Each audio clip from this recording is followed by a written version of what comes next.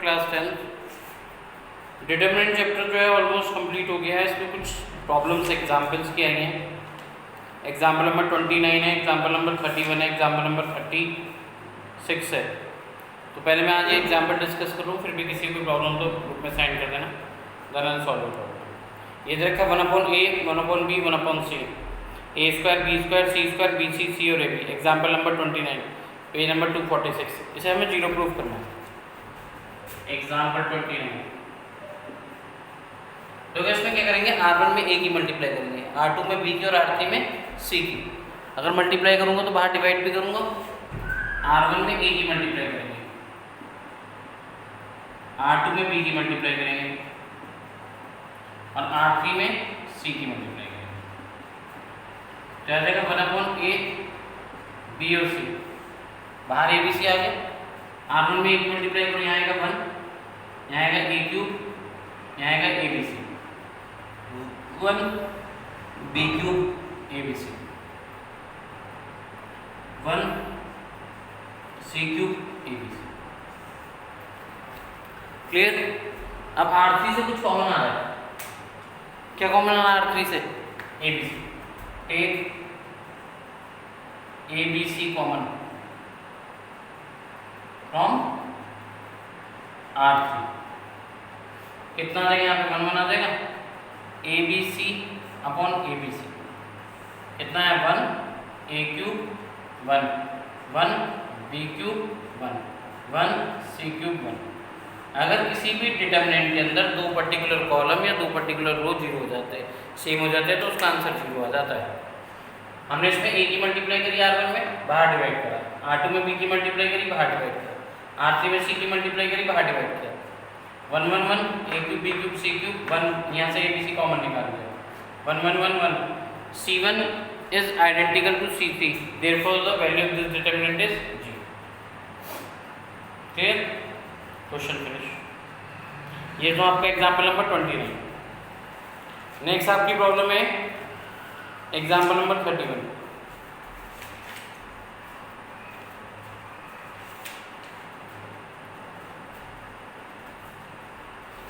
करें example number 31। Example number 31 में हमें प्रूफ करना है A B plus B C plus A C का होल क्यूब। एग्जाम्पल 31। ये भी इजी क्वेश्चन है, इतना टफ क्वेश्चन नहीं है। यह आएगा माइनस का B C, B square plus B C,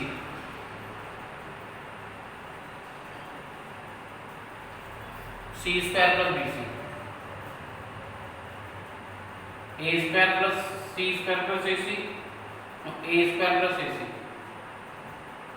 minus का A C square plus A C, A square plus A B square plus A B, minus का ए बी। प्रूफ करना है A B plus B C plus A C का whole cube.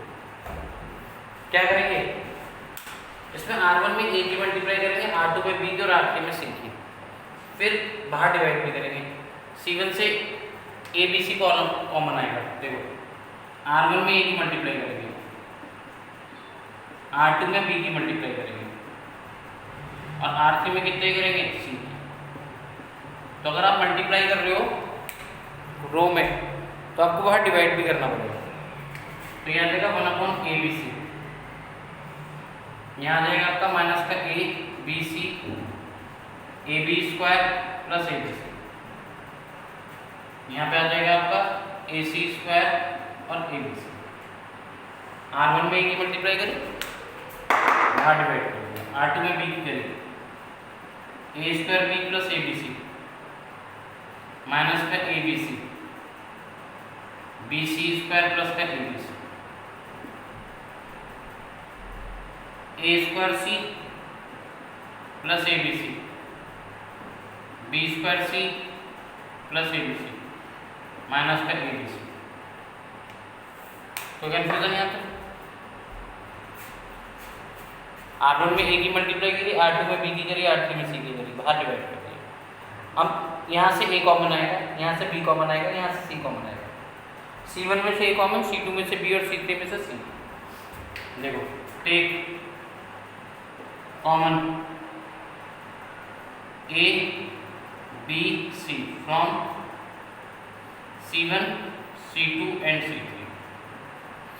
तो बाहर आपका ए common आएगा तो ए बचेगा बी और सी अपॉन ए बी सी। यहाँ आएगा माइनस का बी सी, यहाँ आएगा बी कॉमन आया ना हमारा, ए बी सॉरी हाँ सही तो ए बी प्लस ए सी, यहाँ से सी कॉमन आया ए सी प्लस ए बी, यहाँ से ए कॉमन आया हुआ है A B plus B C, यहाँ से बी कॉमन आया माइनस का ए सी, यहाँ से सी कॉमन आया B C plus A B, यहाँ से ए कॉमन आया ए सी प्लस बी सी, यहाँ से बी कॉमन आया B C plus A C, यहाँ से सी कॉमन आया माइनस का ए।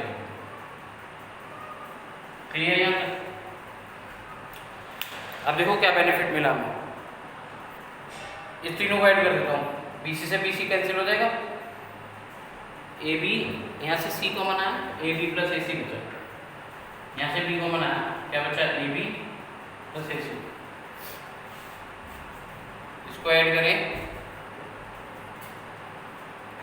ए सी से ए सी कैंसिल ऐसे ऐड कर देते हैं, R1 change to R1 plus R2 plus R3, B C से बी सी कैंसिल हो जाएगा A B B C A C, A सी से ए सी कैंसिल होगा A B B C A C, A B से ए बी कैंसिल होगा A B B सी और ए सी। तो R1 change कर लेते हैं, R1 change to R1 plus R2 plus R3, तो ऊपर का मैं रख कर रहा हूँ क्योंकि इधर से रिफ्लेक्शन पड़ेगा।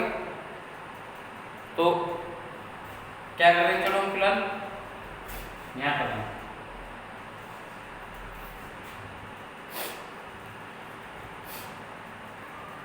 R1 चेंज टू कितना आएगा R1 plus R2 plus R3, क्या आएगा A B plus B C plus A C, A B plus B C plus A C, ऐसे अगले वाले में आएगा A B plus B C plus A C, ऐसे नेक्स्ट में आएगा A B plus B C plus A C. R1 को change करा है R1 plus R2 plus R3, ठीक है। उसके बाद यहाँ A B plus B C रहेगा, A B plus B C, यहाँ माइनस का ए सी रहेगा, यहाँ B C plus A B आएगा, यहाँ ए सी प्लस बी सी रहेगा, यहाँ B C plus A C रहेगा, यहाँ माइनस का ए रहेगा, ठीक है।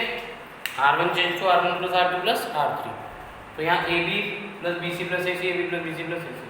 अब R1 से कुछ कॉमन आ रहा है, समझ गए, पहले R1 में ए की मल्टीप्लाई, R2 में बी की मल्टीप्लाई, R3 में सी की मल्टीप्लाई, बाहर डिवाइड कर C1 C2 C3 से ए बी सी कॉमन। उसके बाद यहाँ पे A B plus B C plus A C आया, R1 change to R1 plus R2 plus R3, ये रब कर लूँगा स्टार्टिंग। अब R1 से A B plus B C plus A C common आ जाएगा, take common, take common A B plus B C plus A C from R1, यहाँ जाएगा A B plus B C plus A C, अंदर बचेगा 1 1 1 1 1 1, A B plus B C minus का A C B C plus A B, A C plus B C plus A C और minus का A B. अब C2 change to C2 minus C1, C3 change to C3 minus C1, फिर आ जाएगा आपका A B plus B C plus A C, A B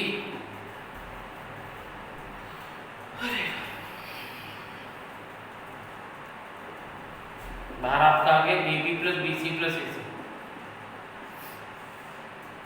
C2 को change करूंगा C2 minus C1 और C3 को चेंज करूंगा C3 माइनस C1, रहेगा 1 A B plus B C A C plus B C, 1 minus 1 ये 0 होगा, minus का A C minus का ए बी और माइनस का बी सी, यहाँ आएगा B C minus B C plus A C minus A C minus B C, तो 0 याद आएगा, ये आएगा 0, जिस माइनस ए बी से ए बी कटेगा बी सी से बी टू, ये 0 आएगा, ये आएगा माइनस का ए बी माइनस का बी सी और माइनस का ए सी। अब इसे एक्सपेंड कर दो, आप एक्सपेंड थ्रू R1, तो आगे A B plus B C plus A C, 1 square करेंगे दिस इंटू दिस, यहाँ से माइनस बाहर आएगा, यहाँ से माइनस बाहर आएगा, तो दो जगह से माइनस बाहर आएगा, अंदर बच जाएगा A B plus B C plus A C पूरे का होल स्क्वायर। बाकी आगे के जीरो हो जाएंगे, ये भी जीरो, ये भी जीरो, माइनस माइनस प्लस हो गया, A B plus B C plus A C का क्या आ गया होल स्क्वायर, होल क्यूब 1 और 2। क्लियर? तो पहले R1 में ए की मल्टीप्लाई करी, R2 में बी की, R3 में सी की, बाहर ए बी सी मैंने कॉमन ले लिया, डिवाइड कर दिया। फिर C1 से ए को बनाया, C2 से बी को बनाया, C3 से बी सी को बनाया। उसके बाद C1 चेंज, R1 चेंज करा, R1 plus R2 plus R3, R1 change to R1 plus R2 plus R। फिर A B plus B C plus A C common आ गया कहाँ से, R1 से, 3 1 बने, C2 change to C2 minus C1, C3 change to C3 minus C1, expand through R1। ये आपको question solve, ये आपको हो गया एग्जाम्पल नंबर कौन सा 31। एक एग्जाम्पल की प्रॉब्लम हो गई।